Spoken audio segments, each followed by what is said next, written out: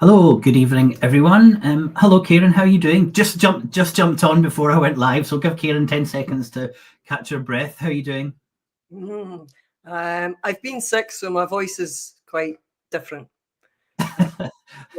Yeah, it sounds. Well, I'm glad you're feeling better. Well, we've got a bit of an easy one for you tonight. So, I'm going to be talking and doing a presentation on Scotland's economy in Europe, and also touching a little bit on using the euro, but not covering too much of that. So, I've got a presentation.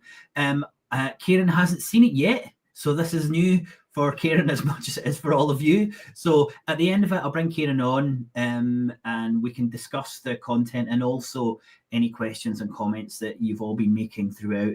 I'm going to try and present and then cover your questions. I think that's probably the best way it'll work. So anything that comes up, please just put a question in with a Q to start, and we'll get through it. I think the first thing to say is this is going to be a really difficult presentation for a lot of people in the independence movement, because it is suggesting quite strongly that the best direction for our economy is not to commit to Europe. And I think that the easiest way to say that is within the first 10 years of independence. I actually spoke at a Yes Group meeting last night and discussed some of these topics, and there was understandably a lot of resistance to some of the things that we were saying. So, all we want to do, present you with the evidence, talk about it, inform, and then see where we get to at the end of that. So please do bear in mind that, Kieran and I are strongly supportive of independence. We just think there's a lot of things that need to be discussed in much more detail for us to have a firmer case for moving towards a different type of economy. Okay, so if everyone's happy with that, will we get ready to go, Kieran? I'll take you off screen. I'll see you in about. I've not gone through this presentation, so it might be 20 minutes, might be half an hour, but it shouldn't be much longer than that. So I'll see you in a bit, Kieran. Okay.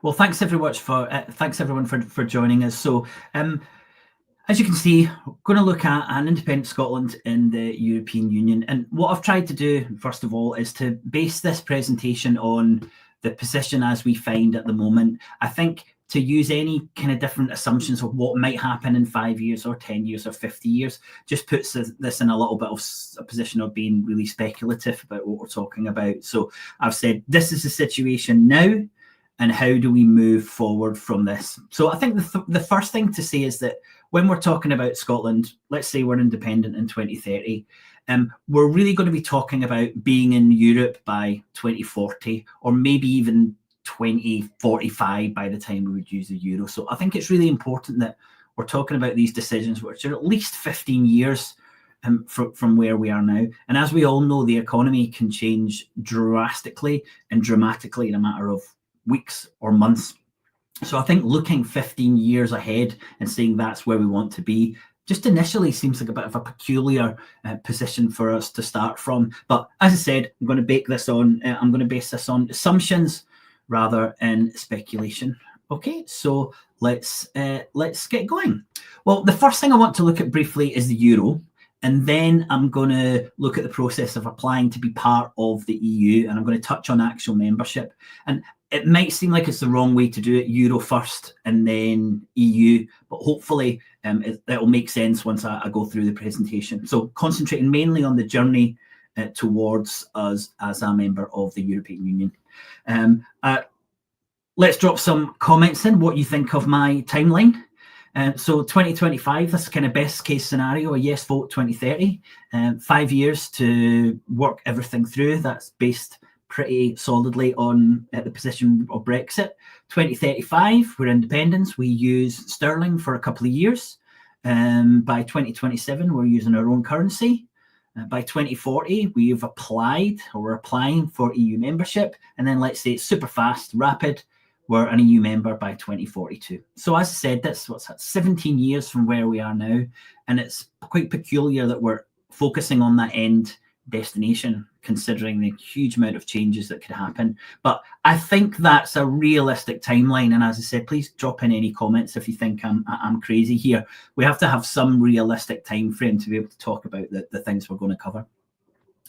So I think the best place to start from is a really quick summary of what's the economic argument for leaving the UK.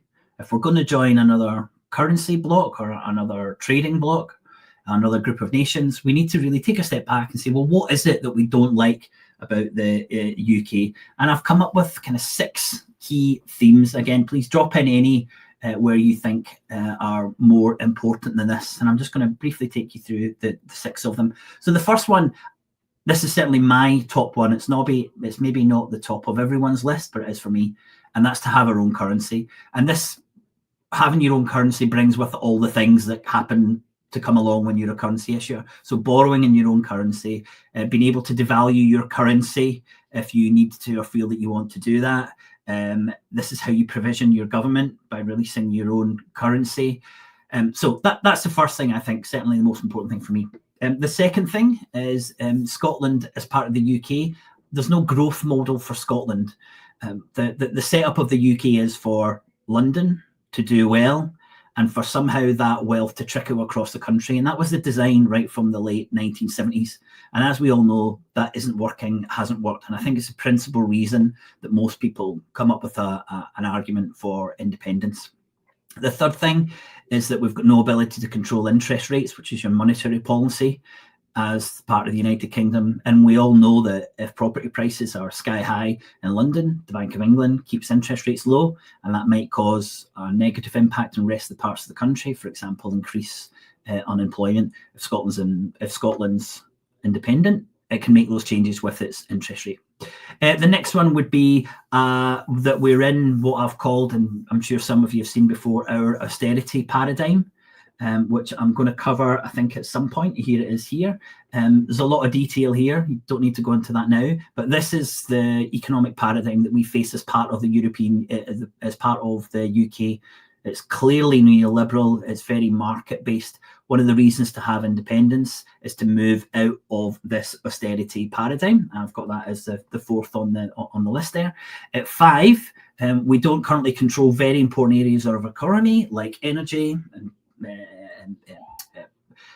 financial services, tax rates, corporate governance, immigration. As an independent country, would be able to do that. And then the 6th one is that we're able to fix the levels of taxation and spending to whoever we want and start taxing and spending on the things that we want. So a lot less fiscal constraint. So that's the 6 reasons that I think, the 6 main economic reasons for why we want to leave the European Union, leave the UK. And I'm going to come back to those when we start looking at membership of the European Union or moving towards that. So I said, any of those 6 questions, if anyone has got any comments to make on them or any suggestions, drop them into the chat now and I'll come back to them. Okay, so let's move forward. Let's look at the argument to use the euro. And so the first thing to say on this is that in 2022, the Scottish Government announced that the plan for the currency union with England, which was sterlingisation, was no longer the preferred option for Scotland. So that was made in a paper in 1922. It drew a line under the Growth Commission and the White Paper. The medium to long-term plan is to adopt our own currency. And the quote from the paper is that this would take place as soon as practicable through a careful and managed transition. So for me, that's almost a reason in itself to say to people, let's stop talking about the euro. We've said now that the plan is sterlingisation for a short period and then our own currency. The same paper, A Stronger Europe for Scotland, there's no mention of joining the euro area at all. It's only about joining the EU. So it's really clear that when we're having these conversations about the euro, there's nothing within the current Scottish Government administration, the prospectus, to look towards the euro. And we all know that it's possible to be a member of the EU and not use the euro. That might change in the future. I think it will. There's not been a new member into the bloc for 10 years. But as I said, I'm basing this on the ground where we are now. We know that countries can join and they can say we're moving towards that, but that journey can take 10, 15, 20, 25 years. So we know those things are all true. And that's where I want to say if all these things are true, then can we start having the conversation, a binary conversation, to say it's about the pound and it's about or it's about our currency. There's no third option. And I feel that this is really confusing the movement as a whole, but it's leaking out into the conversations that a lot of activists are having when people are still saying, what about the euro? And someone at this meeting last night said to me, well, I'd be in favour of the euro. And we just need to try and defog this whole situation by saying there's no plan. We could even be members without using it, but it's such a long time away. Let's look at just the decision to use sterling or create our own currency. And here's a little timeline for the euro. So yes vote 2030, 5 years, 2 years, apply for membership, EU member, and then within 3 years, we would have the euro. So we're talking about 20 years from now. And I think for me, that's kind of the final nail in the coffin of the discussion around if Scotland would use the euro any period close to independence. So there's 6 steps. There's become independent, use sterling for a while, use our own currency, get close to matching the economic conditions with the EU. And you can see on the slide there, I mean, converging with the EU economy. There's joining the EU and then using the euro. Okay, so there's 6 steps to using the euro, and that's 20 years minimum. We really need to say, let's park this, let's park the euro, and let's focus on what I'm going to do in the rest of the presentation, which is the direction of our journey to converge with the European Union and all the economic effect that have. Okay, so keep sterling or use the pound, and it's a binary choice. So the choice for Scotland's currency is a binary one, sterling or a Scottish pound. And if there's one thing that I would like people to take away from tonight, it would be that we stop having conversations about the euro and we start saying we keep using sterling for a longer period, or we introduce the currency quicker than is planned. That's the only 2 options. Okay, so that's the first part. I'm now going to talk about something which I think is a little bit more controversial, and this is, as I've got on this slide here, converging with the EU economy. So I've changed this slide again slightly. So you'll see that as soon as we vote yes in 2030, we have to start converging with the EU economy. Okay, so from 2030 all the way up to becoming a member, so that whole decade, we've got to move our economy much closer to the type or the average European economy. And I'm going to cover how you do that and what impact it has. But before I get there, I think the most important political or communications message I want to get across is that I find it really peculiar that we want to leave one union and join another one. And I know some people feel like that, and I know some people feel differently. I know the EU is much less constrictive than the UK, and in many ways it's not comparing apples with apples, but it just seems odd that our elected politicians in the SNP still sell our independence as part of the EU. And, you know, this is a rhetorical question, but I would be welcome to hear what some of you think. Is there belief that the promise of much more sovereignty is not appealing enough? Is leaving this anachronistic union not appealing enough? And if it isn't, I think this could be described as partly as a colonial mindset. And I think it's shared by some indie supporters that, you know, we believe that we can't manage or cope without a powerful partner helping us. And this really is the too wee, too poor, too stupid argument from within the independence movement. I think we should be leaving, or we should be selling leaving the UK as what we want. We're going to leave this UK because of the damage that it does us. We're going to stand on our own 2 feet, and then we'll decide if we want to cede more sovereignty. Now, ceding sovereignty is something that we're definitely going to have to do, you know, whether that's joining the EU or EFTA or being part of the United Nations or NATO. But why discuss this now? Why do you think we need an end destination past leaving the UK? And I think that's a really, really important point for us all to consider.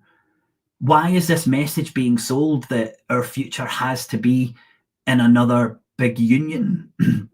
It is peculiar. So this administration is 100% supportive of EU membership, and it's extended this past independence.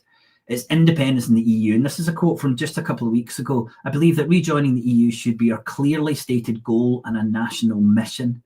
So John Swinney said that earlier this month, And in response, I suppose, I want to make the case for staying outside the EU for at least a decade after independence. And my call for people within the movement, and especially within the Scottish Government, is once you've heard this presentation, tell me I'm wrong. Show me the evidence and demonstrate that I'm wrong, because it's not good enough to just stand up and say Brexit was bad and we didn't want Brexit, therefore being part of the EU is good. We need much more detail in that. And I think it's essential that we start discussing the details, because the story that I'm going to tell you is not a pretty one. And if this is the journey that we're taking, we need to be honest with the electorate. And if it's not, and if it can be argued differently, then that's got to be done. Because I think at the moment, there's too many people within the movement and within the Scottish Government and within the wider independence body who just think that we go back to the EU and everything will be fine. Okay, so I hope that's a decent enough position before we jump into all of the details. And thanks for the comments and questions so far. All right, so let's say we're all in agreement and we've got this national mission. Okay, so what does converging with the EU economy? And I suppose I'll just summarize here. When you become a member, a big part of that is to be able to enter into this block for trading arrangements. And to do that, you've got to make sure that your economy is starting to look similar like the rest of the European Union economies. And there's a whole list of criteria how you get there. But where Scotland is now and how we get there, there is a journey where we've got to converge with that economy. And I'm going to go into what the impacts of that are. So here's 5 things that we have to do if an independent Scotland wanted to converge with the EU economy.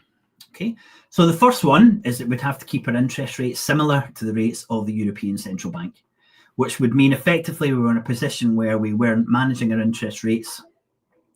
We were keeping them close, or as close as we possibly could, to the rates in the ECB. And they'll be very similar, if not identical, to the ECB during this conversion, this 15-year period. We're likely that we're going to have to run some form of semi-fixed currency peg with the euro, which mean our currency is either too high or too low to balance our economy. And this is likely to lead to inflation or unemployment, because we can't set or have that currency that's at the ideal economic conditions for an independent nation. We've got to keep inflation the same as the European average, and that may have the same effect. If we keep it too low, it's likely that unemployment will be higher than it needs to be. The next point is that we must start opening up to EU exports. I'm going to cover that in a lot of detail, and this will likely worsen our trade balance. And then finally, and this is the bit I'm going to go into even more detail, is we need to converge towards the Stability and Growth Pact fiscal rules of 60% debt to DGP and 3% deficit to GDP rules. So those are just five of the main things that you have to do if you've got to converge with the EU economy. And anyone who is going to be critical of some of the things that I'm going to say, you need to look at these 5 things and argue that we don't need to do that when we're trying to converge, because I'm very strongly suggesting that these are just 5 things that we must do to be able to converge. Okay, so any points, any questions on that? I think it will be great. And so let's move through there. Okay, so if we become members of the European Union, or moving towards members, and we've got to converge to the European Union, what does this do to those 6 things that I said are the strongest drivers for leaving, strongest economic drivers for leaving the UK? Well, the first thing is that our own currency. Yep, we do have our own currency. However, we don't have the ability to do lots of things that you do when you've got your own currency, because we're moving towards the European Union membership. When we're looking at a growth model, we definitely have a growth model in the sense that Scotland can start looking at its economy and say, okay, how do we develop our economy? We've got all the powers to do that. So that's a definite positive of EU membership from the UK. Now, the next thing is control more aspects of the economy. And again, we're definitely in a position to be able to do that because we can set our own energy policy, immigration policies, and all these types of things that we know impact our economy and our society. We are able to change interest rates, but as I outlined earlier, it's unlikely that they would be set to a level that benefits the Scottish economy because we've got to keep it as close to the ECB. And the ECB tends to set the interest rate that best suits the German economy, which couldn't be further from the Scottish economy if you tried. The next thing would be to escape the austerity paradigm. And I'm going to talk to you a little bit about that now and say without a shadow of a doubt, the European Union is as much of a neoliberal, austerity-driven organisation as Westminster. So a huge issue with how we manage our economy and whether we're able to get to a well-being economy. And then the next thing is fiscal spending.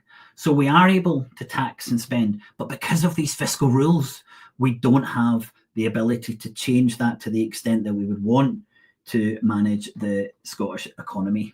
So my big question is that joining the EU gives us more control over other parts of economy, but it doesn't give us control of the economy. And is that all we aspire to when we become independent again? So we have all this potential when we become independent to do all of these things, set our own interest rates to a much greater extent, control inflation to an extent that's much more tailored to Scotland. Our fiscal spending can match taxation or not. It's completely down to us, and we're deciding not to do that because we're converging with the EU.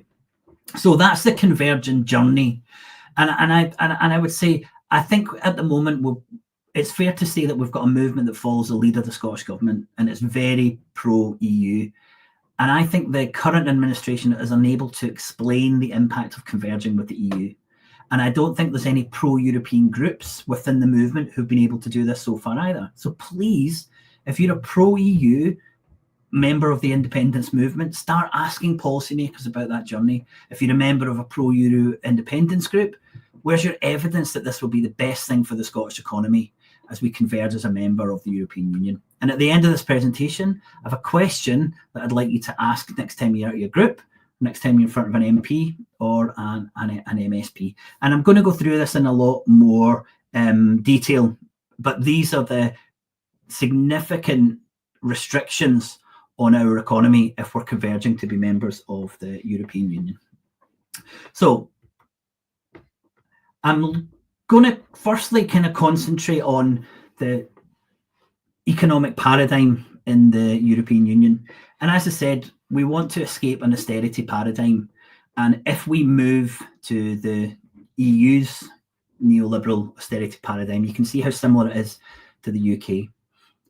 And I'll just give you a second to just kind of brush over that. But, you know, from the very beginning, the European Monetary Union, as it was back before 1997, it was a neoliberal project, and where governments would retreat from any and every area of the economy to give space for private action.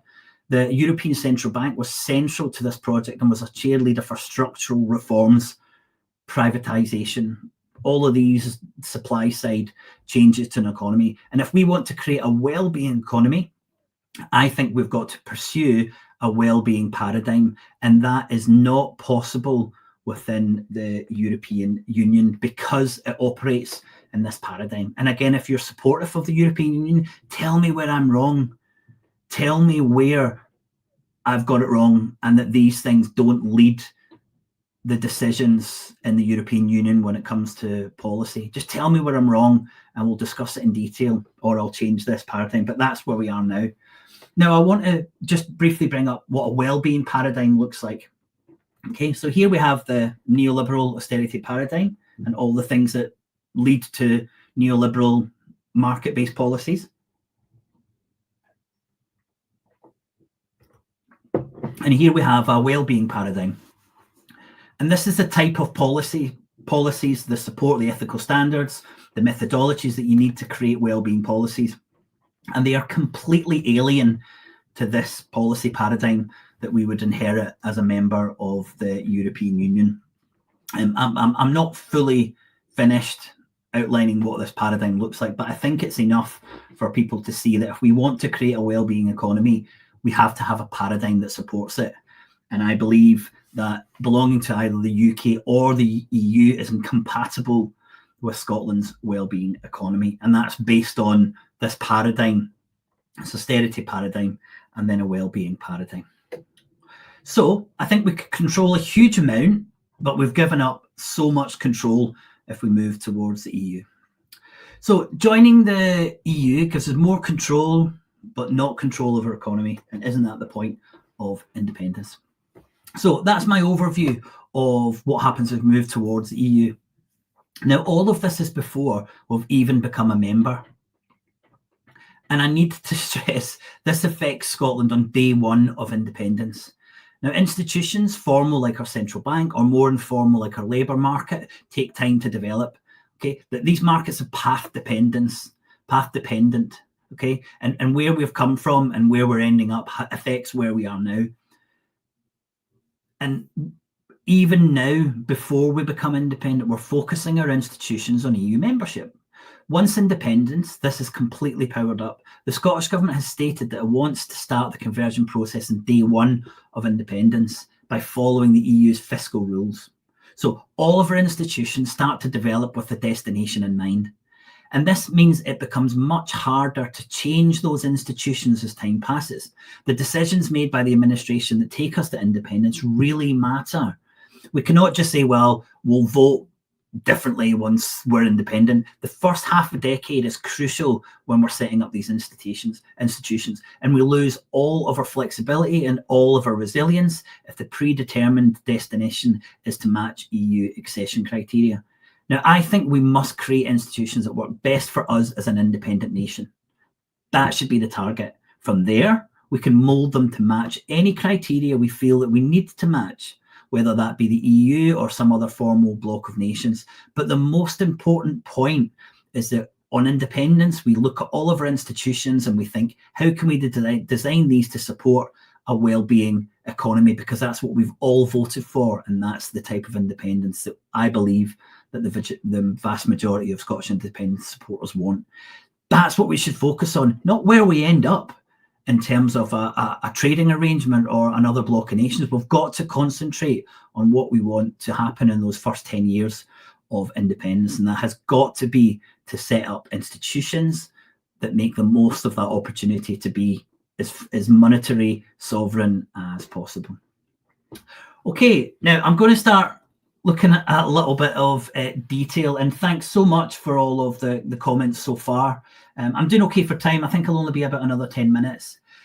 So to demonstrate these impacts, I'm going to summarize the institution of fiscal rules. Okay, so you'll see on this slide here, here's the 5 things, and that means the result is that we operate with the austerity paradigm and we're unable to achieve a well-being economy. So I'm going to look at this institution of fiscal rules, which is just number 5. So I'm only making the argument that independence in the EU is a bad idea using the evidence from this one element aligning with the Stability and Growth Pact. I'd be able to make the similar argument for EU exports, for inflation, for fixing the currency, for setting our interest rates, but I'm just concentrating on this one to give you a really clear idea of the impact it can have. So the debt and deficit rules are known as the Stability and Growth Pact. And this is going to be detailed in our paper that's coming up in March. It's about a 20-page paper looking specifically at the economic impact of adopting the European Union Stability and Growth Pact in an independent in Scotland. And the current Scottish Government has said that we will adopt these rules on day one of independence. And again, only looking at the current information that's available, that's where we start. But for any administration who wants Scotland to be part of the European Union within 10, 15 years, would have to start aligning with the Stability and Growth Pact at some point. This administration has just decided to do it a lot earlier than most people, even if you were supportive of EU, would suggest. So huge issues with that timeline. But I'm not going to spend a huge amount of time in this because in the paper, we dig into this really, really deeply. But well, actually, it's important to say as part of the paper, we've created a model that anyone can download and use. So you can, for example, see what level of exports would need to achieve to beat these rules, or what level of GDP growth. So it's completely interactive.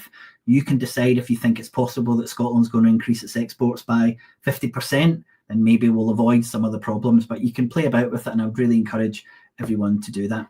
So the Stability and Growth Pact is 60% debt to GDP and 3% deficit to GDP. So we're just focusing on the idea that each year the government can have no more than a 3% deficit. Okay, so it's got to have no more than, it's got to spend no more than 3% of GDP more than it collects in taxes. This is very similar to the fiscal rules that the UK currently has at the moment. And I'm sure you can all see the huge issues that this is causing in every section of our government having to fit to these rules. This is exactly where we would be as members or moving towards the EU. Okay, now I'm going to take the sectorial balances approach to show you what this all means.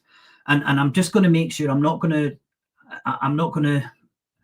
rush this because it can be quite complicated. So the first thing I'm going to look at is what sectorial balances are. And so I've got our draft sectorial balances for Scotland, and these are drafts. Some of the figures need to be changed. But if you look at what's on the screen here, very simply, it says that there's three parts of our economy. There's external, there's the public sector, and then there's the private sector, which is basically the non-government sector, which is me or you. And all of that, all of the financial wealth has to sum to zero. If someone has a debt, someone else has a credit. If someone has a credit, someone else has a debt, and it has to sum to zero. And that's the line that you see right along the middle there.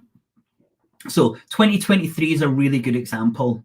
In 2023, you can see that the external sector had an 11% surplus. So we were importing 11% less than we were exporting.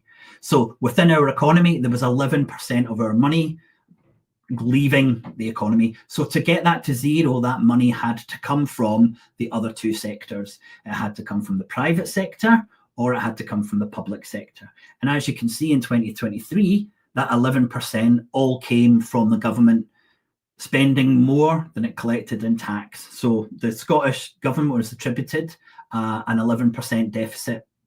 So that was Scotland's spending and also UK spending on Scotland on behalf of.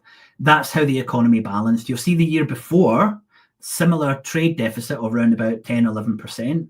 That year, government spending was a little bit less. So the government spent around about 7 or 8%, and the other 3% came out from the private sector. And it's the blue bit that's the most interesting part, because that means that year in 2022, and you can kind of know why, because that was the year after COVID when so much money had been pumped in by the government. But in 2022, the private sector in Scotland saved less or started drawing down its savings. So at the end of the year, we had less savings than we did at the start of the year. So this is a crucial position, and you'll see right up into the financial crisis, when the private sector is in deficit, we're very quickly pulling down our savings, and we start to get into financial distress at this point. And you can see in 2008, this is where the financial distress landed. So it's really important, as we're talking through things, that you realize that what you've got to do amongst everything is keep your private sector in surplus. Make sure it's not drawing down its debt. And that's the fundamental position that I'd like you to take away. So that's the sectorial balance approach. Now, the rules that we've signed up to say that the government deficit cannot be larger than 3%. Okay. So the Sustainability and Growth Pact says if Scotland wants to move towards membership of the EU, it has to move towards a balance, a budget deficit no more than 3% of GDP.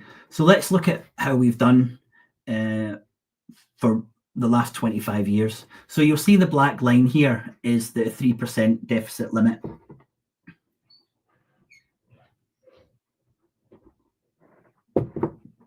Okay, So you'll see how often the public sector has met that target. It's not met it since 2022. The government expenditure by Scotland and the UK government has always been significantly higher than the 3% deficit, and it averages out round about 10%. Okay, so we're starting from a position that makes this 3% limit look pretty challenging, because there's no evidence that this has ever been done before. And remember, this is while we've been part of the United Kingdom. So how do we turn that round? How do we make sure that we can reach these targets? So taking the sectorial balances approach, and let's say, as we said, the foreign sector, for example, shows a 4% surplus, okay, meaning they export to us more than we import for them at 4%. Then the non-government sector has to make up the balance. So in this example, the non-government sector would have to contract by 1%, because all the three sectors are going to have to sum to zero. So if we keep this 3% rule, it directly impacts you and me. We are the non-government sector. And we show that by keeping to these limits, this will stunt Scotland's recovery from decades of underinvestment as part of the United Kingdom. When Scotland becomes independent, a new government will likely hear calls from every sector and every part of the economy for help. Independence will be the time to deliver Scotland's core economic mission of a just transition to a wellbeing economy, and to come to terms with climate and the biodiversity crisis. And to deal with this, and to deal with these multiple issues, will require an increase of government spending. But remember, the limit's 3% of GDP.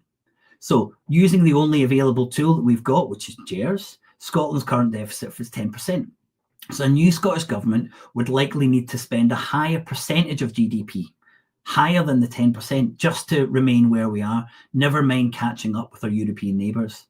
So with such a gap between its current budget deficit of 10% and the limit of 3%, and this is a really important point, if Scotland were to converge with the EU and adhere to the Stability and Growth Pact, it would almost certainly lead to an extensive austerity programme. And this is all before we even became members. Now, one of the huge benefits of using the sectorial balances is that it's an accounting identity. It's not an economic opinion. It shows you where the money has to come from or where it ends up. So there's a huge amount of depth when you look at models that are based on the sectorial balance, which is what we've done. Now, our paper explores this in detail, and I'm not going to go all the detail because Dirk's done all the work for us. And I've got to say thanks to all of our past attendees and all the people who support us on Patreon, because we've been able to pay Dirk, and he's a European expert on this.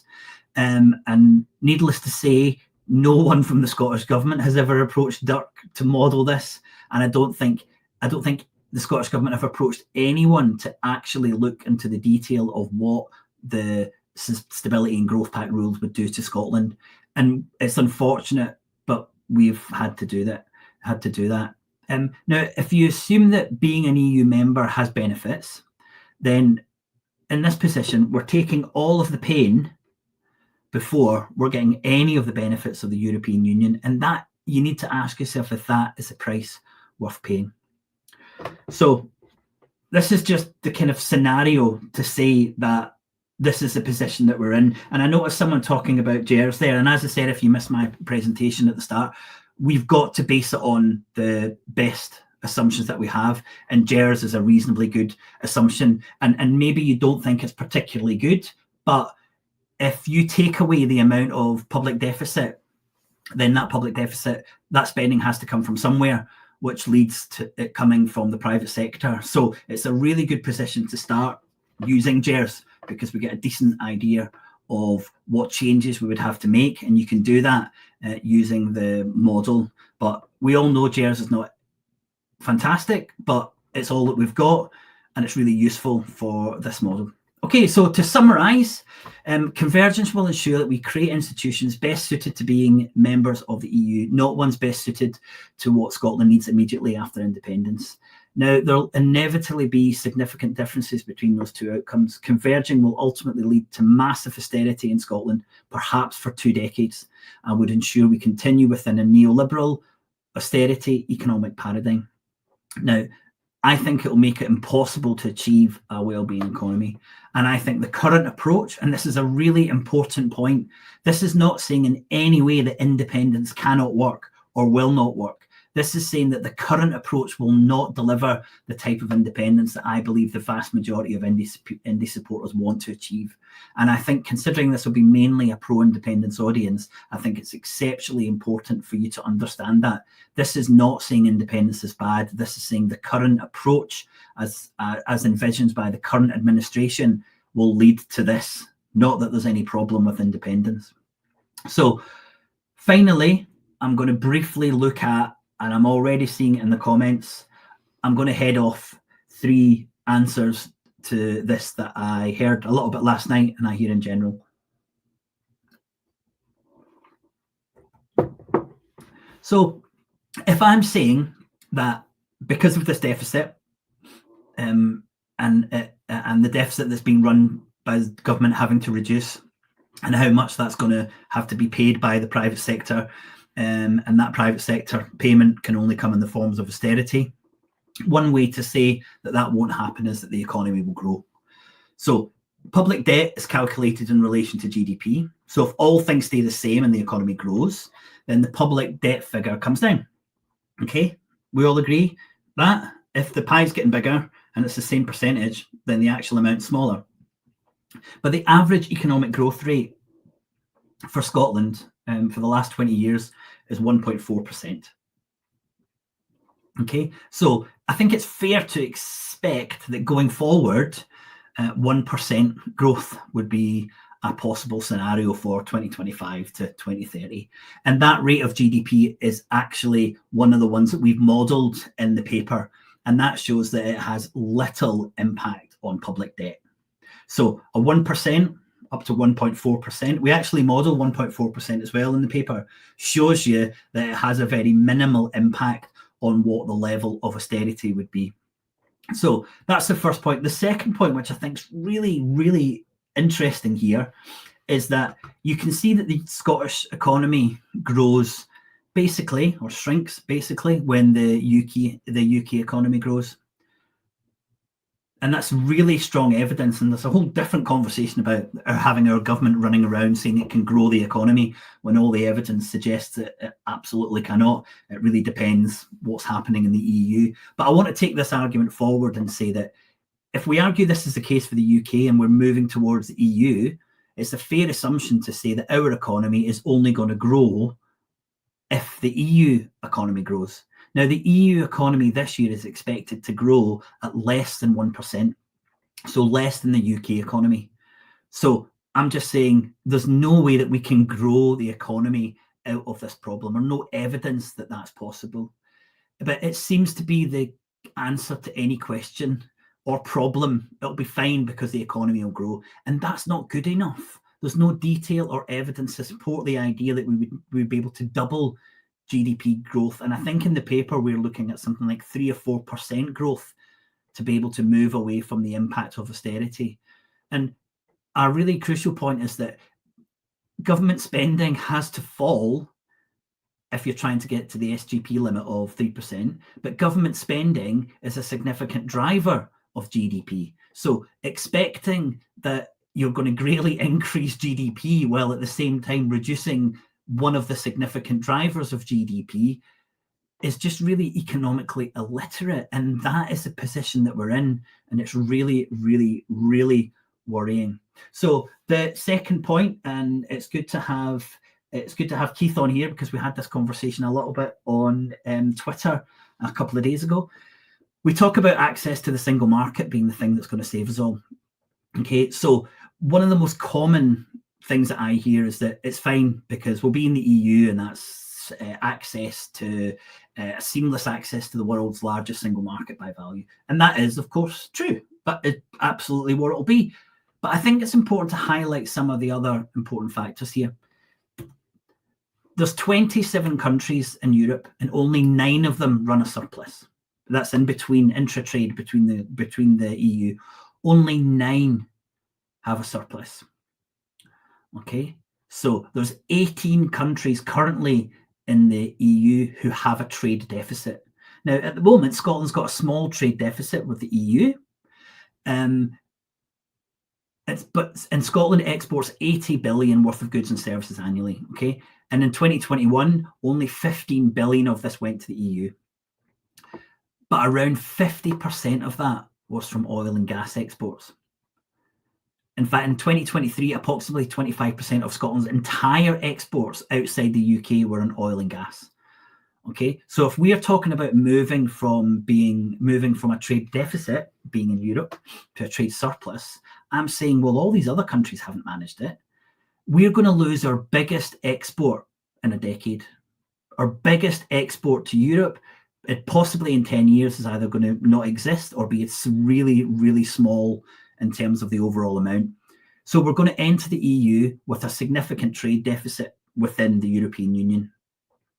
50 billion of our exports go to our UK, 15 billion to EU, and 15 billion to the rest of the world. So trade to the EU, as we all know, has fallen, but it's actually fallen about 6% after Brexit. But all this has meant is that we've become more reliant on trade with the UK. And as soon as we enter into converging with the European Union, we're going to start at a much lower rate than we would have 5, 10, 15, 20 years ago. So you can see Scotland's trade balance here, and you can see how it's worsening over that period of time. Our exports are going up, but not by as much as our imports. And as I said, showing you the sectorial balances, this has a big effect on where that money has to come from. And to balance that, to turn that economy round so that everything sums up to zero, if we're giving all that money away, it has to come from either the public sector or the private sector. And if the government's running a 3% deficit, then that comes from us, and that is austerity. So the idea that we're going to turn this round by simply entering this union, I can't see any evidence that better access to the single market will reduce our trade deficit. And that's the important thing. You can speak about everything else around the European Union, even some of the economic factors. There's no evidence that will reduce our trade deficit, which has a big impact on GDP and a big impact on the public and the private sector balances. It'll increase our exports, but it will also increase our imports. Remember, all of those 27 nations have access to our markets too. And I think we seem to forget about imports when we talk about the EU single market. Now, I'm not saying that access to the single market is unimportant. Maybe we can reduce the trade balance, and I'd like to see an evidence-based argument made for that, but it would have to be a huge turnaround to prevent the government from funding a deficit larger than 3%. And if you want to see what export figures, you can play with our model and have a look. But that's the reality of it at the moment. And you can see how much of our exports, almost 80 billion, goes to the rest of the UK and the other sectors. So we're starting from a difficult position, being a deficit nation with the EU. Now, the final thing I hear is people telling me that we just need to be like Ireland. Now, I know a lot of people will have made that argument or heard that argument, and it would take a whole presentation for me to get into the details of why Ireland's so different. But a few things I would like to say is that I can make some general points. Every nation is very different. Okay, so looking at Ireland and just assuming that it would work from Scotland is just not feasible. It's not how you would do any type of analysis. For every EU nation, like Ireland, there's a Greece. Ireland's been a member of the EU for 50 years. It entered as one of the poorest countries. It was absolutely hollowed out for a decade after the financial crisis. It's got a unique growth model that no one else in Europe can or would even want to replicate, I believe. There's a lot of problems in the Irish economy and society. Ireland's GDP is expected to have declined by 0.5% last year, and this was due to the contraction in the multinational sector, which is a huge part and a huge risk for their economy, especially with what's happening in America. Ireland is not a template for Scotland. And if we're going to make that argument, we have to make it in a much more detailed, meaningful, relevant way. So I'm getting there now. In closing, aligning Scotland's economic and institutional framework to meet EU membership criteria would come at the expense of addressing the country's most pressing needs in the early years of independence. The consequences of this approach would be profound, leading to a prolonged period of austerity, potentially lasting decades, and reinforcing a neoliberal economic model that is incompatible with the principles of a well-being economy. Pursuing this path would ultimately fall short of delivering the kind of independence that many supporters envision for Scotland. And this is a question that I've got for you, and for you to ask your pro-EU groups and MPs and MSPs. What happens in the period after winning independence and becoming a member of the EU? What does convergence look like for Scotland's economy and society? Because we've answered that question in this paper, and I really feel that it's over to the Scottish Government and to the wider movement to do the same, because we can't just assume that being members of the European Union is the best thing for Scotland's economy or society. And I think we're long past the position where we can just say Brexit, Brexit, Brexit. Okay, well, thank you all very much. I'm going to see if Kieran's recovered from that presentation and I'm able to join her back on screen. But I will look at some of the questions and the comments. First of all, if you've made any comments, then please do just kind of highlight them again to the bottom, and I'll cover them in detail. But I have got Kieran, and I'm going to take this presentation off. Kieran, I can kind of see you. Let's see. Can you hear me? Yeah, we can hear you. I've frozen. So with my voice, which is not good at the moment, I guess probably the thing I would ask you is, Dirk Entz, I think, is busy in the European Union working for an MSP, I think trying to change things within the European Union. Would I be correct in saying that? Yeah, yeah. So he's working with a member of the European Parliament as an advisor, and that's why I think he's in almost a unique position to be able to deliver a paper like this, being so close to where the action is.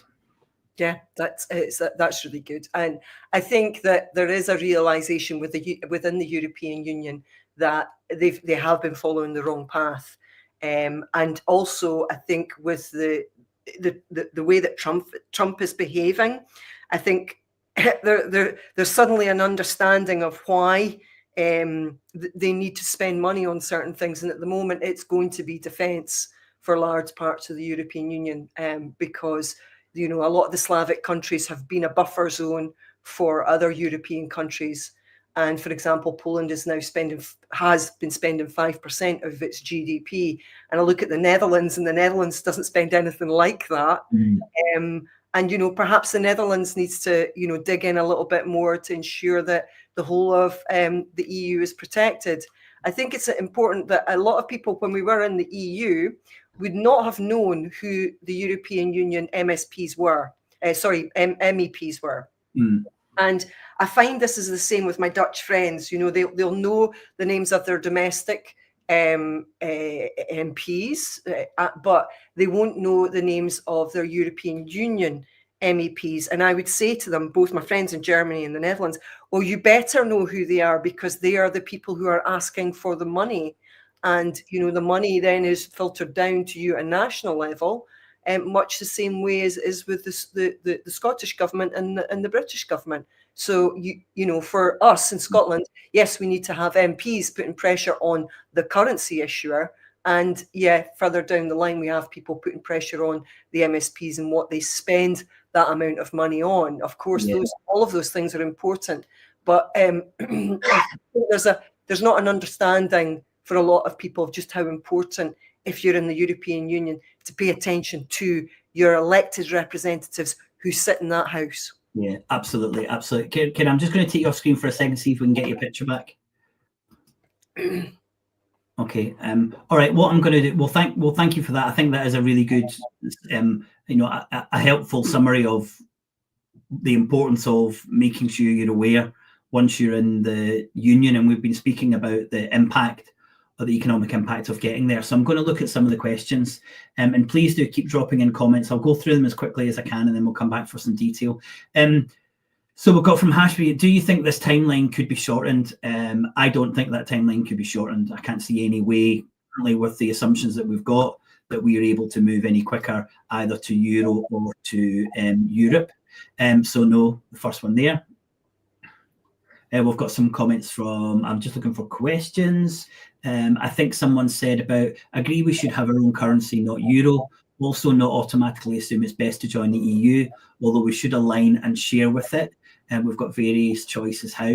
So Mary, I think that's a good general statement, but I think hopefully you'll get out of this presentation is that if that is the case, we need to know much more detail about what that alignment would be and how it would affect us, because you can't just say some of it's good and some of it's bad. We need a really detailed plan so that we know what we'd be voting for. I think it's important for me to also make it clear that you and I are both very pro-European. I mean, obviously, you lived in Barcelona, in Spain, and I lived in Eindhoven in the Netherlands as well. So we're not anti-EU. So do not gauge that from this interview. But we are anti-austerity. Yeah, I think that is a really important point. And because we did the numbers, if the numbers came out differently, we would have been saying that this was not a problem. But it's clear when you look at the model and you run the numbers, it's clearly a significant problem. And hopefully I've given you a little bit of detail, but the paper goes into a huge amount of detail. And as I said, that's only on one of these 5 things you have to do to converge. Keith, I'm going to come back to some of your points because I know you're really pro EU. At the bottom, I do want to hear from you if anything I've said has made any kind of impact from where you. Bob has said, can anyone tell me what is wrong with EFTA? And having looked into EFTA, Bob, I can't tell you why there's anything wrong with it. I don't understand why it's not a really viable option. But my point would be very similar.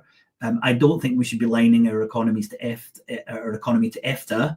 I think we should be creating our institutions, and if EFTA works for us, then fine. And it seems to have a loss. I think if you looked at that slide where I've got the 6 things that being a member of the European Union ensures that you can't do, if we were a member of EFTA, we would be able to have much more control over economy. So I definitely think, for me, this is pointing towards an argument for EFTA rather than an argument for the EU.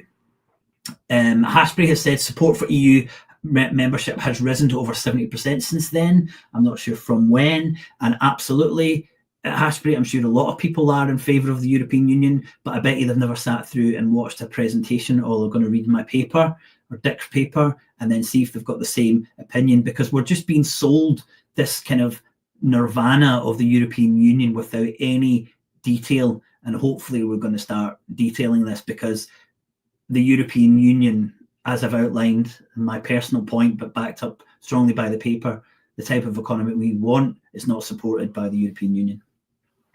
Yes, Keith. So the 60% deficit versus GDP has been pretty much abandoned. It was never, it wasn't like the 60% is very different from the 3%.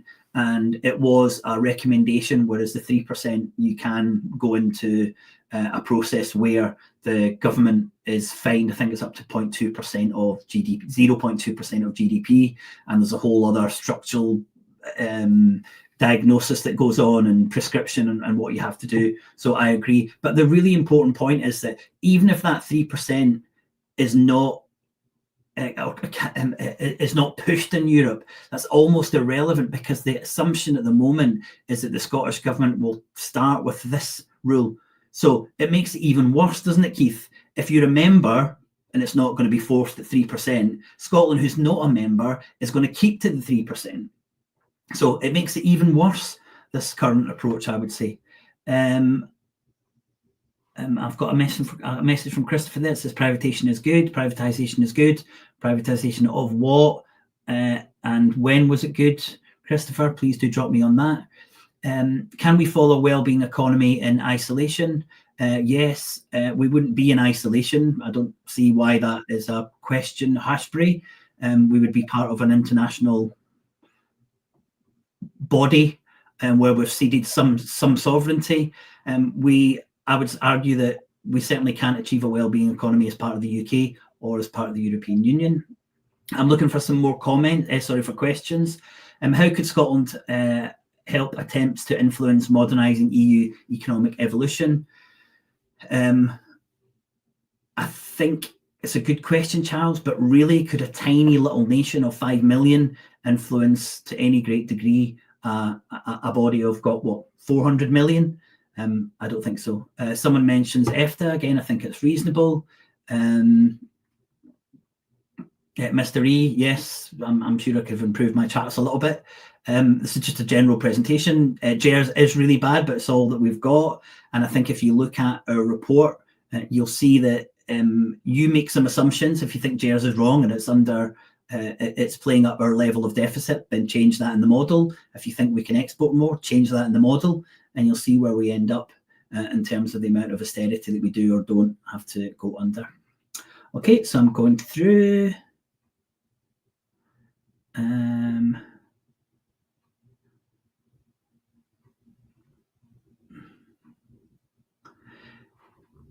I can't see any other questions. Isn't EFTA a better option? So there's definitely a little bit of a theme coming through there, which is good to see, because I do think that people are realising the assumptions that come along with being a member of the European Union.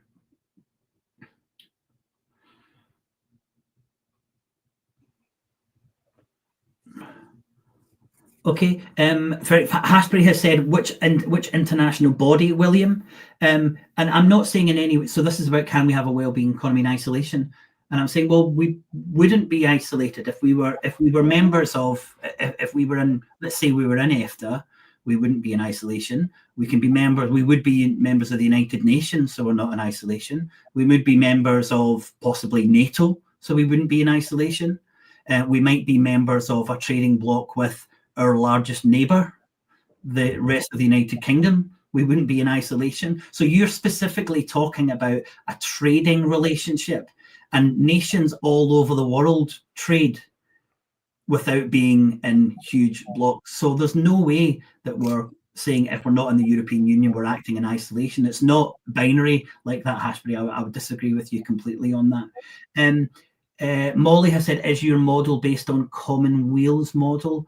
I don't know which model you mean, but no, we haven't used Commonweal for influence on anything. My austerity and wellbeing paradigm is my own, and the model that Dirk, that we've commissioned Dirk to do, he's created that model specifically for us. So I would imagine Commonweal will be quite supportive of the things that we've said, but none of the models are there.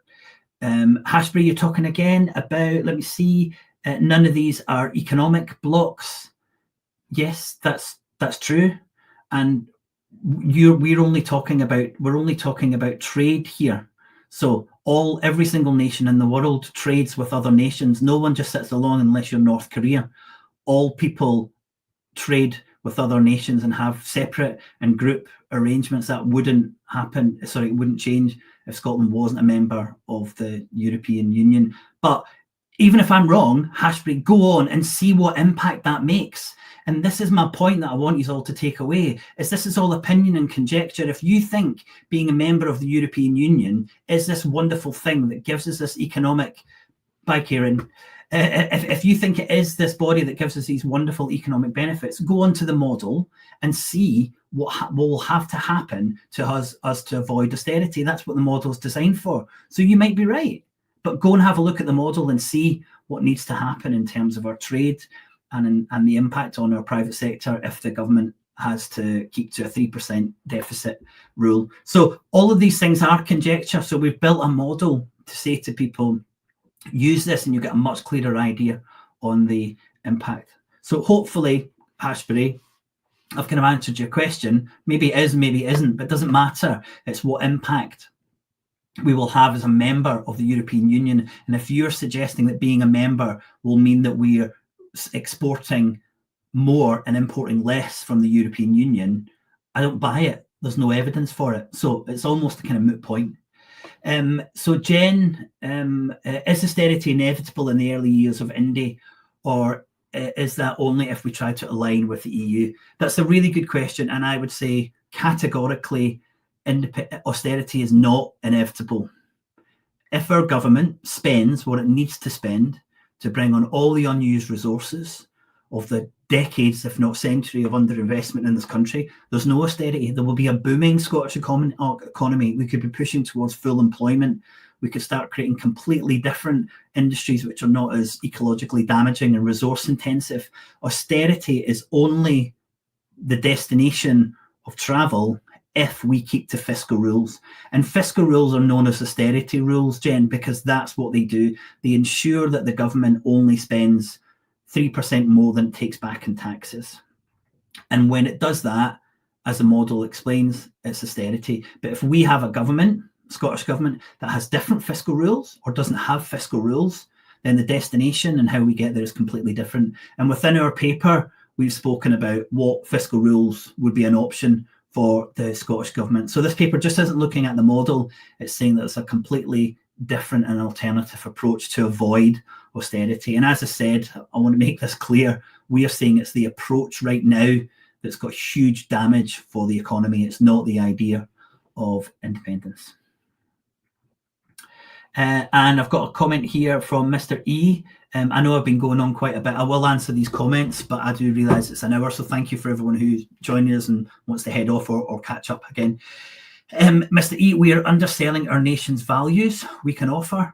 Well, again, I don't, we'll have a look at the model. And if you think that our nation's values mean that we're able to export a lot more than we import, then fine.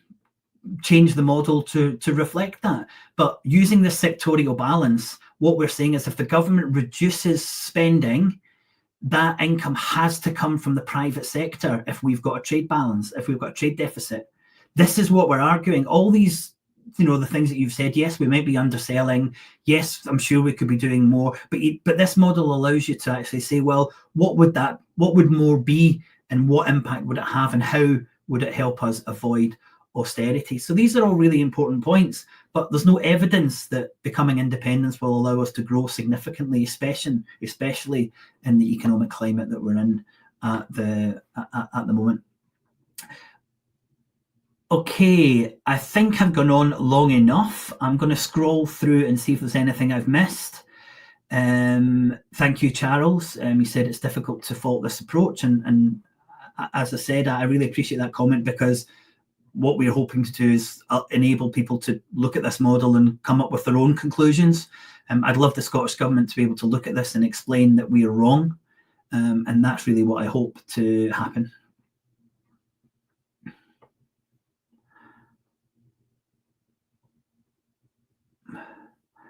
Great, Hashbury, I'm glad you can openly disagree with me. I think that's really important considering we know each other so well. I think that's the end of the comments. Thank you so much for your engagement. This is the first time I've done that presentation, and I do realise it needs a little bit of work, and thanks for a couple of comments on the graphs and stuff. But really, this was just to highlight the need for a conversation around the convergence to the EU and what happens. So thank you very much for engaging with us. Please do share this with people who you know are supportive of the European Union, and challenge them to look at the report when it comes out and tell us how we're wrong. And the same with your MPs and MSPs. We need to know a much more concrete argument for why, firstly, the argument should be to join the European Union, and secondly, if that is the argument, what impact does it have on our post-independent economy? Because that's the argument that we are making. And I thank you all for sticking with me and joining tonight. Thanks so much. We'll see you in a couple of weeks. Bye for now.